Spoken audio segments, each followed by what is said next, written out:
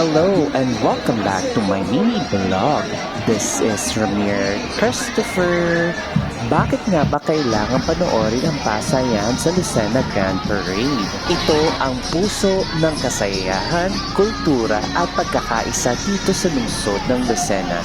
Dito mo makikita ang galing ng mga Lucenahin, ang pride ng bawat barangay, ang talent ng mga kabataan at ang suporta ng buong komunidad mula sa mga negosyo hanggang sa mga cultural groups.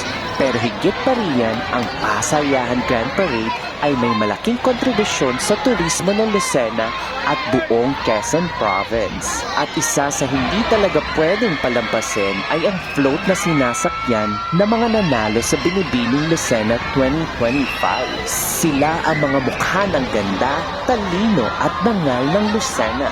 Ito ang chance ng mga Lucenahin na ipakita ang sarili sa buong bansa na tayo ay masaya, mayaman sa kultura at very welcoming.